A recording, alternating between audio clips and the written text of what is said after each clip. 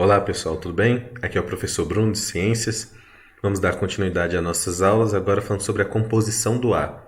Na aula passada, nós vimos a estrutura da Terra, as camadas da Terra, as camadas também da atmosfera, e agora nós vamos falar sobre especificamente a composição do ar. De que o ar é composto? Bem, ele é composto basicamente de gases. Você tem gases, além disso, você tem a poeira também, você tem alguns micro-organismos, mas principalmente gases. E qual a porcentagem desses gases? Aqui nós temos, deixa eu colocar o marca-texto. Deixa eu colocar um azul. Aqui nós, eu acho que coloquei não. Vamos lá, marca-texto. Aqui você tem, agora mudar a cor. Aqui você tem o gás nitrogênio sendo 78%. Às vezes a gente pensa que a maior quantidade de gás que tem é do oxigênio, que é o que a gente respira. Mas na verdade não, é de nitrogênio. Depois sim, vem o oxigênio com 21% e por fim outros gases 1%, totalizando 1% os outros gases, né? Quais são esses outros gases? Aqui eu coloquei alguns exemplos. Gás carbônico, que é o CO2, vapor de água, né, a própria água, H2O, e os gases nobres. Você tem o hélio, você tem o criptônio, o xenônio, o argônio e você tem o neônio. São os gases nobres, né? Você tem também metano, que é CH4, você tem o óxido nitroso, que é o N2O. Então você tem vários gases, mas os principais, nitrogênio e o oxigênio. Vamos começando pelo mais popular, que é o nitrogênio. Mas pense que é o nitrogênio gasoso, né? Aqui nós estamos tratando dos gases que compõem o ar. 78% da composição do ar atmosférico é de gás nitrogênio. Constitui as proteínas e o DNA dos seres vivos. Então, qual a importância do nitrogênio para a gente? No nosso DNA, que é o nosso material genético, que é onde tem todas as nossas informações, que é o que nós usamos para produzir tudo que nós precisamos, ele é composto de quê? De nitrogênio. E é o nitrogênio que também compõe as proteínas que nós precisamos tanto, né? Então o nitrogênio é extremamente importante para os seres vivos. Apesar de que os seres vivos não conseguem pegar esse nitrogênio da atmosfera e trazer para a sua célula. Não consegue fazer isso. Então existe um ciclo do nitrogênio até o nitrogênio chegar na gente. A gente não pega diretamente do ar, tem todo um processo. E a gente vai ver esse processo que é o ciclo do nitrogênio.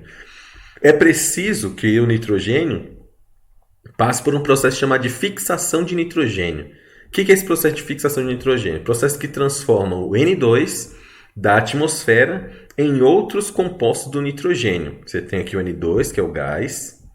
E aí, por exemplo, você tem a radiação, você tem os raios que quebram essas moléculas e você tem a chuva, que traz esse nitrogênio para a Terra. Chegou na Terra e você tem as raízes das plantas que produzem, essas raízes das plantas que têm algumas bactérias. E essas bactérias elas conseguem trazer o nitrogênio e aí você tem a formação da amônia, né, que é o NH3. Depois você tem a formação de outro composto, né? Você pega essa amônia e você vai transformar em NO2, que é o nitrito, né? Para depois transformar em NO3, que é o nitrato. Aí chega na gente? Ainda não. Quando forma o nitrato, o que acontece? Esse nitrato serve de alimento para as plantas. Não é que as bactérias elas vivem em nosso favor, mas é que elas fazem a própria alimentação delas e o que sobra? Qual é o resto? Qual é a sobra? Sobra esse nitrato. Essa molécula, esse resto da bactéria, serve de alimento para as plantas. Aí as plantas se alimentam desse NO3, e as plantas se alimentam, se nutrem deles e ficam lá dentro das plantas. E aí o que nós fazemos? Ou os animais comem a planta. Vou dar um exemplo. Vem a vaca e come a planta. E aí o que nós fazemos para pegar o nitrogênio? Então a gente come a vaca. Então, de onde vem o nitrogênio? Está lá na atmosfera, aqui na troposfera. Esse nitrogênio vai para a Terra, vem a chuva, traz esse nitrogênio para a Terra.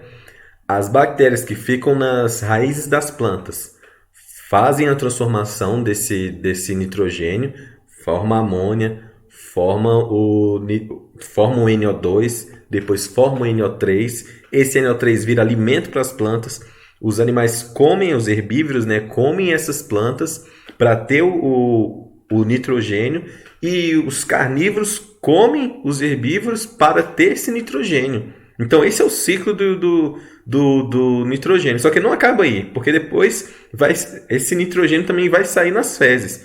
Ou então quando, por exemplo, a gente morrer, o animal morrer. Quando morre, aquele nitrogênio ainda está ali. E esse nitrogênio vai ser decomposto pelas bactérias, amônia, depois NO2, NO3, alimento para as plantas e alimento para os herbívoros, depois alimento para os carnívoros. Tem todo esse ciclo, então, do nitrogênio. E nós precisamos seguir esse ciclo até chegar a nossa vez para ter o nitrogênio. Então a gente não consegue pegar diretamente da atmosfera. Seria bom se conseguisse, mas não consegue. Então a gente tem que comer quem consegue. E quem consegue? As plantas e os animais que comem as plantas. Estes seres vivos que fazem a fixação do nitrogênio são as bactérias que vivem em raízes de plantas leguminosas, como feijão, soja e ervilha. O ciclo começa com o gás nitrogênio penetrando o solo. As bactérias absorvem e transformam o nitrato, que são cedidos, em partes para as plantas. Essas plantas utilizam nitratos para produzir proteínas, que fazem parte do corpo vegetal. Animais herbívoros comem essas plantas, adquirindo para si as proteínas. Animais carnívoros comem os herbívoros, transferindo para elas as suas proteínas. Quando o animal morre, é decomposto por bactérias e fungos, que retornam ao solo e mais tarde absorvidos para outra planta, e assim iniciando o ciclo do nitrogênio novamente. Bem legal esse ciclo do nitrogênio, né? Então aqui tem um exemplo para vocês. Ó. Tem o nitrogênio aqui, o raio, né, quebra as moléculas do N2, e aí esse nitrogênio junta com as gotículas de chuva, cai aqui as bactérias fixadoras de nitrogênio, fazem aqui a amônia, depois as bactérias nitrificantes fazem nitrito, depois o nitrato. Esse nitrato vira alimento para as plantas, os herbívoros comem as plantas, nós comemos os herbívoros e depois nós utilizamos esse nitrogênio no nosso organismo. Nós morremos, os animais morremos, ou então saem as fezes, e aí aqui as fezes aqui, ó. E aí esse nitrogênio que está aqui volta novamente, aí vem as bactérias fixadoras de nitrogênio, aí vai virar alimento para as plantas de novo e o ciclo continua. Agora o gás oxigênio, 21% de abundância, ele é essencial para a nossa vida, a vida dos animais, essencial para a nossa respiração, é essencial para a combustão. É essencial para queimar as coisas? Sim, é essencial para você queimar, porque através do fogo nós conseguimos produzir coisas e também fazer o alimento, né? Preparar o alimento. Tudo que nós utilizamos hoje em dia, poucas coisas nós não utilizamos o fogo, a energia do fogo. E para ter essa combustão, para ter esse fogo, nós precisamos de oxigênio.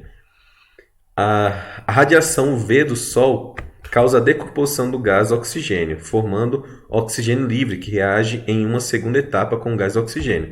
Então você tem o O2, que é o gás oxigênio, e esse O2, ele é a radiação ultravioleta do Sol, causa a decomposição dele, e aí você tem dois átomos de oxigênio separados, né? Você tem um oxigênio aqui e outro oxigênio aqui, e esse oxigênio aqui vai reagir com uma molécula de gás oxigênio.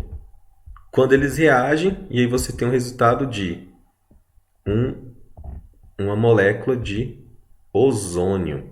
E aí aí você tem várias moléculas de ozônio, você forma uma camada de ozônio, que é o que protege dessa radiação ultravioleta do Sol. E aí é formada a camada de ozônio. É claro que demorou milhões de anos para isso acontecer. Primeiro demorou milhões de anos para a nossa atmosfera ser recheada de oxigênio. Aí depois demorou mais tempo para ela ter a camada de ozônio. Essa camada de ozônio foi descoberta um bom tempo depois, né? Que só foi descoberta mesmo, percebida, depois que começou a ver as modificações climáticas. Aí as pessoas começaram a se preocupar com a poluição ambiental, com a poluição do ar, e aí sim foram descobrindo tal, a importância da camada de ozônio e começou essa preocupação, mas antes não tinha não. Agora o gás carbônico, dióxido de carbono, ele tem uma porcentagem baixa, né, menos de 1%, é importante para a vida dos vegetais. Lembra que os vegetais, que as plantas, elas precisam de gás carbônico para fazer a fotossíntese. Agora uma coisa aqui, ó. Esse aqui é o gás carbônico, o CO2, que é o dióxido de carbono. Dióxido porque tem dois, né? Ele é diferente do monóxido de carbono, que é só o CO. É só um átomo de oxigênio. Então ele é um monóxido de carbono, só tem um. Agora o dióxido tem dois. O que vai nos intoxicar é esse daqui, ó. É o monóxido de carbono. Naturalmente proveniente da respiração de seres vivos de erupções vulcânicas. Então, nós expiramos e sai o CO2, serve de substrato para as plantas. Também nas erupções vulcânicas sai. Mas agora nós temos também nas combustões dos carros, das indústrias e por aí vai, o que tem acabado aumentando, tendo excesso, né, desses gases, principalmente desse daqui, que acaba prejudicando a nossa atmosfera e causa uma diminuição dessa camada de ozônio. E aí, se você tem uma diminuição da proteção, você tem mais entrada de radiação ultravioleta do Sol, liberado na expiração dos animais e utilizado na fotossíntese, que é o que a gente já falou. Agora, o vapor de água também é bem pouco que tem, mas tem funções principais para a gente. Provém da evaporação das águas dos rios, mares e lagos, da respiração dos seres vivos, transpiração das plantas, evaporação da água no solo e evaporação da água dos dejetos, né, das fezes, urinas dos animais. Formam as nuvens e deixam o ar mais úmido. Em locais que você tem o ar menos úmido, geralmente você precisa deixar um pouco de água em algum lugar para que suba o vapor de água e esse vapor de água sirva para poder hidratar a sua cavidade nasal, né? Também na sua faringe, laringe e tal, você precisa de uma hidratação para esse ar passar mais tranquilamente. Então, a umidade do ar proporciona isso também, né? E a umidade do ar está relacionada à quantidade de vapor de água que tem no ar. Quanto mais vapor de água, mais úmido. Quanto menos vapor de água, menos úmido. Agora, os gases nobres.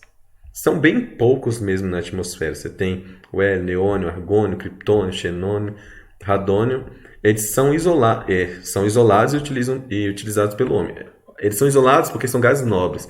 Os gases nobres dificilmente vão se ligar um átomo com o outro. Os átomos, em geral, eles se ligam uns com os outros para ficar estáveis. Só que os gases nobres já são estáveis por si só, então eles não precisam fazer ligações. Então, geralmente, eles estão isolados. E para que o homem utiliza? Utiliza em flashes de máquinas fotográficas, no caso, utiliza o xenônio. Utiliza em letreiros luminosos, no caso, o neônio, no criptônio. Usa para encher balões, no caso, o hélio. Usa em aparelhos utilizados para tratamento do câncer. Usa no interior de lâmpadas. O gás hélio ele é bem leve, né? Por isso você vê que geralmente os balões que flutuam são enchidos de gás hélio. Mas ele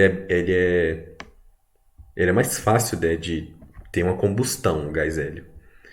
O gás neônio também é chamado... Eita, eu rabisquei tudo aqui. Vou apagar. O gás hélio... Vamos lá de novo. O gás neônio também é chamado de gás neon. Ele produz luz vermelha e laranja. O criptônio produz uma luz verde e azulada. Então, ele tem algumas funções que o homem acaba usando, né? E esses são os nossos gases, os gases que compõem o ar. Espero que você tenha entendido. Se tiver qualquer dúvida, pergunta lá na plataforma. Manda sua pergunta lá que eu vou tentar responder. E espero que você tenha gostado. Vou passar uma lista de exercícios sobre a composição do ar, sobre cada um desses componentes. Vai ser uma lista de exercícios bem tranquila, que esse é um conteúdo mais fácil. E é isso aí. Então esperem para a nossa próxima aula, tá certo? Então é isso aí. Obrigado, abraços e bons estudos.